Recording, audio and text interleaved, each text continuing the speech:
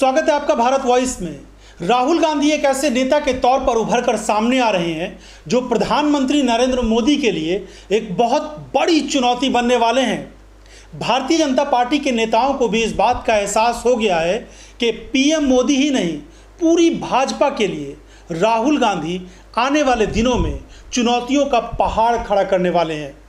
राहुल गांधी ने हाल के दिनों में और महीनों में अपनी जो रणनीति है उसको बदला है और आक्रामकता के साथ ज़मीन पर लड़ाई लड़ने की ठानी है। पूरी कांग्रेस पार्टी पिछले 2-4 महीनों में जिस तरीके से सड़कों पर लड़ाई लड़ने के लिए तैयार हुई है और कांग्रेस के कार्यकर्ताओं में जिस तरह का उत्साह देखने को मिल रहा है और कांग्रेस के कार्यकर्ताओं का साथ देने के लिए देश की जनता सुर में सुर जिस तरह से मिला रही है, उससे भाजपा को अपनी ज़मीन खिसकती हुई नजर आ रही है। 5 अगस्त का कांग्रेस पार्टी का देशव्यापी जो महंगाई के खिलाफ आंदोलन था वो बेहद कामयाब माना जा रहा है। खास करके दिल्ली में जिस तरह से प्रधानमंत्री आवास की तरफ जाना चाह रहे थे और कांग्रेस के दिग्गज नेताओं को डिटेन किया गया, उसके बाद से राहुल गांधी की एक नई छवि उभर कर सामने आ रही है। देखिए कि किस तरीके से कोई छोटे मोटे नेताओं ने इस पर ज़्यादा प्रतिक्रियाएं नहीं दी है। भाजपा के दिग्गज नेता सामने आए।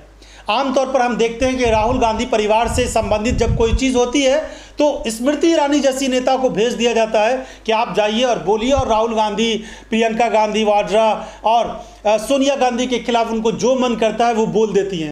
मैं पूछती हूँ मोदी और मोदी सरकार से, उस स्मृति ईरानी से जो उस समय गैस सिलेंडर 2014 में अपने सिर पे उठा उठा के रो के कहती थी बहुत हो गई महंगाई की मार, अब की बार मोदी सरकार।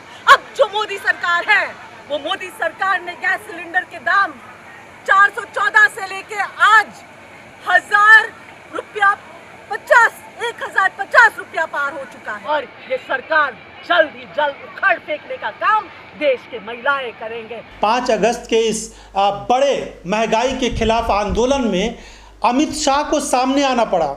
केंद्रीय गृह मंत्री अमित शाह ने सामने आकर इस पर सवाल उठाए, चाहे वो ब्लैक ड्रेस हो या फिर 5 अगस्त जिस दिन यानी राम मंदिर के शिलान्यास का दिन का हवाला देते हुए गृह मंत्री ने कहा कि ये दिन चुना गया, इसके पीछे एक बड़ी बात है।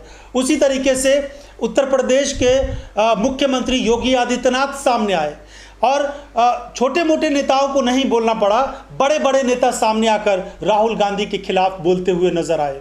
इससे अंदाज़ा लगाया जा सकता है कि भारतीय जनता पार्टी के नेताओं को ये आंदोलन कितना चुभा। एक दिन का ये प्रोटेस्ट भारतीय जनता पार्टी के नेताओं के लिए कितना बड़ा और महंगा साबित होने वाला है आने वाले दिनों में, क्योंकि देश में महंगाई कम होने वाली नहीं है, महंगाई और बढ़ेगी। भाजपा के नेता, केंद्रीय मंत्री, पूरी मोदी सरकार इस बात को साबित करने में लगी हुई है कि दुनिया भर के देशों में जितनी महंगाई है उसके हिसाब से भारत में महंगाई नहीं है।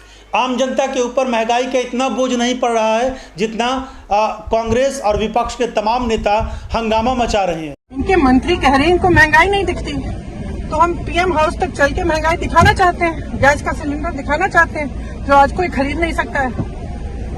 इतनी महंगाई है, चाहे गरीब हो चाहे मिडिल क्लास के हो, सब तरस रहे हैं, सब तड़प रहे हैं और कोई कुछ ना बोले।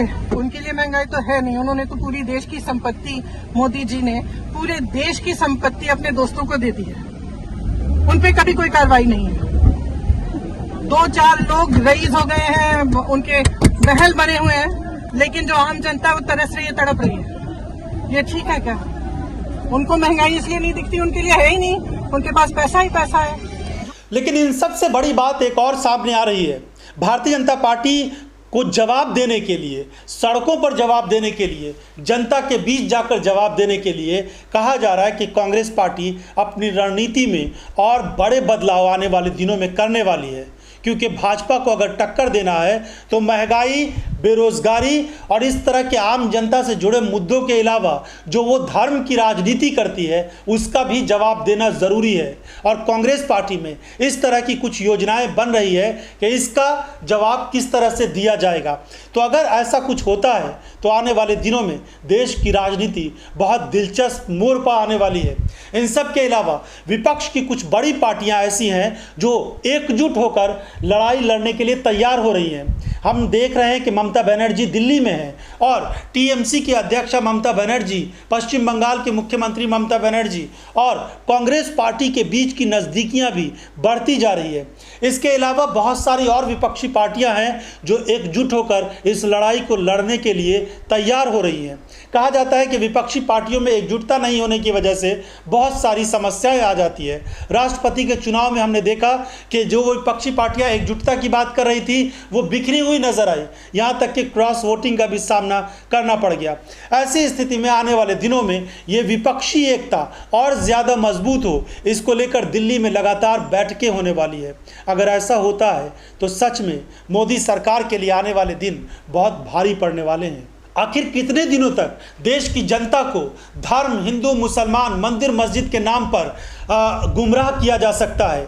जाहिर सी बात है, रोजी रोटी चाहिए लोगों को, महंगाई से निजात चाहिए। ऐसे हालात में अगर इसी तरह की स्थिति बनी रहेगी तो फिर हालात और बिगड़ सकते हैं।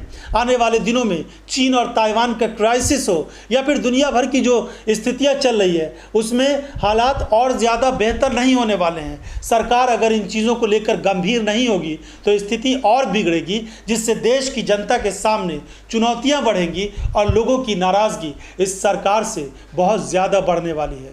अगर आपको भी लगता है कि राहुल गांधी की ये आक्रामक तेवर भारतीय जनता पार्टी और पीएम मोदी के लिए बड़ी चुनौतियां बनने वाली है तो अपनी राय कमेंट बॉक्स में जाकर ज़रूर दीजिए। इस एपिसोड को देखने के लिए आपका बहुत बहुत धन्यवाद।